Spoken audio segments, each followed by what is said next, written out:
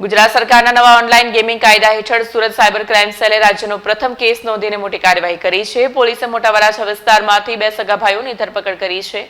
ગુજરાત સરકારના નવા online gaming કાયદા હેઠળ સુરત સાયબર ક્રાઇમ સેલે રાજ્યનો પ્રથમ કેસ નોંધીને મોટી કાર્યવાહી કરી છે. પકડાયેલાની ઓળખ જિગ્નેશ ભીમજી ખેની અને કેયુર ખેની તરીકે થઈ છે.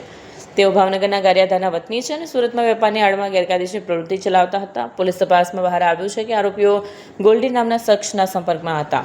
પાસેથી તેઓ www.allpencilxch.app નામની વેબસાઇટના આઈડી પાસવર્ડ મેળવીને પોતાના ગ્રાહકોને આપતા. બદલામાં તેઓ રોકડા નાણાં ઉઘરાવતા.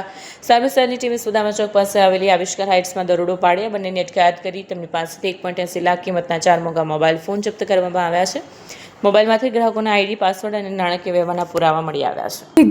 ગુપ્ત બાતમી આધારે સાયબર સેલ સુરત શહેરને જાણ પડી કે 2 માણસો છે એ લોકો સુરતમાં મોટા પ્રમાણમાં લોકોને ઓનલાઈન એક પ્લેટફોર્મ છે ઓલ પેનલ એક્સચેન્જ કરીને અને ત્યાં બધાની આઈડી બધાને આપીને અને એમને ગેમો રમાડે છે અને મોટાભાગે 3 પત્તી ક્રિકેટ એમાં સટ્ટા બાજી કરવાનું એ રીતે એ લોકો ગેમ રમાડે છે. એના માટે પૈસા પણ લે છે અને જો હારી જાય લોકો તો પછી એમના પાસે ઉઘરાણી પણ કરે છે. તો એવી બાતમી મળતા અમે લોકોએ ટ્રેપ ગોઠવી અને ખબર પછી 2 આરોપીઓની ધરપકડ કરવામાં આવી છે.